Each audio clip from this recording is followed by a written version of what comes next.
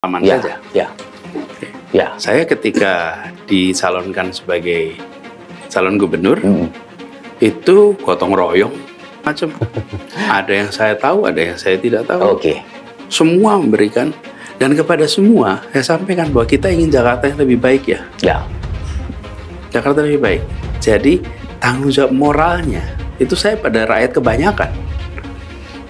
Yang itu yang harus ditunaikan. Jadi saya bukan berandai-andai ke besok bagaimana. Saya sudah loh. Sudah jalani. Udah jalani Pak Bebi. Dan Iya. kalau benar ya dibilang benar, kalau salah ya dibilang salah. Dan sampaikan penjelasannya. Ya. Nah justru kita sekarang itu harus mendorong, yuk kita membuat republik ini lebih baik. Dan hampir selalu orang itu berkeinginan ada kesempatan yang setara. Negara hadir tidak memberikan favor pada 1 dan 2, lalu 3 dan 4 tidak dapat favor. Kita ingin kesetaraan itu ada. Ya. Kita ingin kepastian hukum. Ya. Kita ingin predictability. Ya. Jadi yang dijanjikan untuk dibangun adalah suasana itu. Ya. Itulah sebabnya kemarin waktu ada sempat ramai itu ada surat, saya menandatangani surat hutang dan lain-lain. Itu di situ saya sampaikan begini ya, kalau saya menang maka saya nggak harus bayar ya. Kenapa? Karena kemenangan, karena pembiayaan ini adalah untuk kita mengusahakan Jakarta lebih baik. Tapi kalau saya kalah ya saya akan bekerja di private sector, saya akan cari usaha, dan konsekuensinya saya harus kerja keras untuk mengembalikan. Kenapa? Karena yang ada dalam benak kami adalah ya kita ingin Indonesia Jakarta lebih baik. Jadi kira-kira begitu. Ya. Dan cocok. Jadi kalau dari segi gender gitu ya, Pak Anies Baswedan laki-laki mewakili dari katakanlah Islam modernis dan nasionalis begitu. Yang kedua Bu Khofifah dari kalangan santri gitu. Dan jadi sangat cocok dari kalangan Nahdiyin. Ya katakanlah walaupun memang NU tidak bisa dikatakan lagi sebagai tradisional, tapi ya itu sudah menjadi sebuah kecocokan. Yang menjadi persoalan ke depan bagaimana adalah sekarang kan begini, bagi figur atau tokoh yang muncul itu kan banyak yang diincar, banyak dikerjai gitu loh ya, dalam konteks kesalahan-kesalahannya itu. Nah bagaimana misalkan Pak Anies Baswedan, Bu Khofifah seandainya berjodoh begitu ya, seandainya jadi berpasangan gitu, itu menghalau serangan-serangan dari lawan politik terkait persoalan-persoalan apa ya, dicari kekurangannya itu, dicari kesalahannya itu, padahal belum tentu salah, belum tentu melakukan tindakan-tindakan yang dituduhkan oleh lawan politik.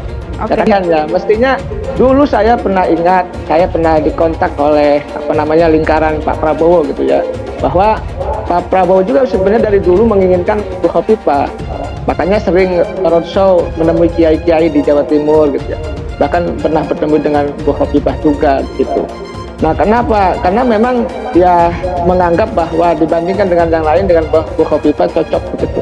Tetapi kan persoalannya Bu Khofifah dianggap tidak punya partai, dianggap begitu. Makanya Pak Prabowo atau Gerindra berkoalisinya dengan PKB, dengan Caimin. Nah kalau sudah seperti itu, maka logika politiknya, konstruksi politiknya ya suka tidak suka, senang tidak senang, kelihatannya arahnya cawapresnya ya Cak Imin.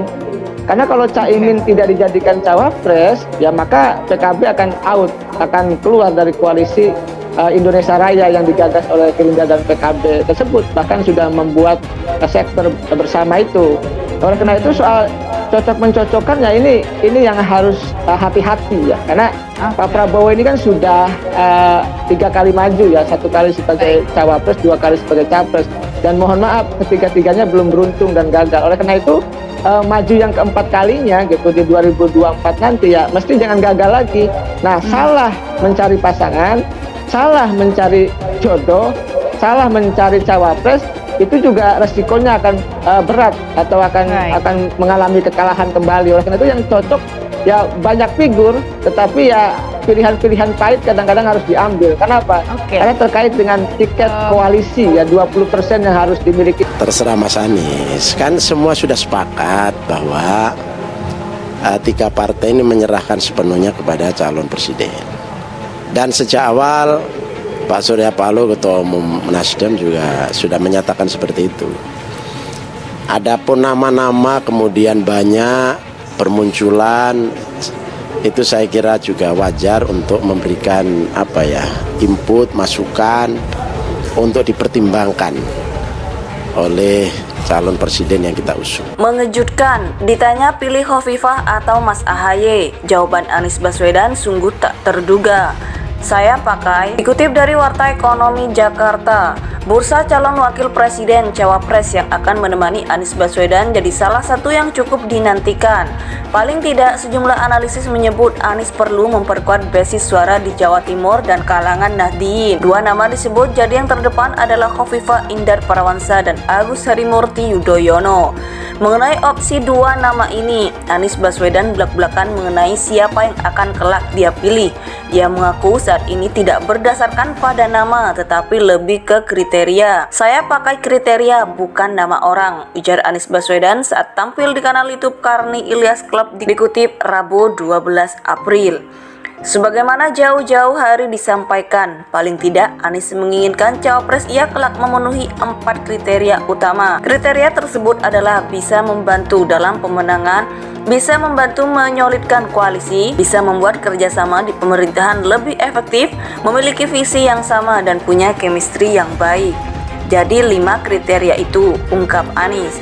Ditanya siapa di antara Khofifah dan AHY yang memenuhi kriteria tersebut, Anies masih belum mau mengungkapkannya. Ia mengaku terus mengikuti perkembangan yang ada. Kita lihat sambil jalan, tapi kriterianya seperti itu. Dan mungkin kita sambil jalan bisa nilai, jelasnya. Sebelumnya, Nasdem, PKS, Demokrat telah resmi menandatangani piagam kerjasama koalisi perubahan untuk pemilu 2024 yang makin menguatkan langkah Anies bertarung di Pilpres 2024. Di antara poin dalam piagam kerjasama tersebut adalah kesepakatan akan mengusung Anies Baswedan sebagai calon presiden di Pilpres 2024. Bahwa kami telah mencapai kesepakatan untuk secara bulat menetapkan Saudara Haji Anies Rashid Baswedan sebagai calon presiden 2024-2029. Demikian isi salah satu butir dari piagam tersebut, dikutip dari keterangan resmi yang diterima wartaekonomi.co.id Jumat 24 Maret. Dua nama disebut, jadi yang terdepan adalah Khofifah Indar Parawansa dan Agus Harimurti Yudhoyono.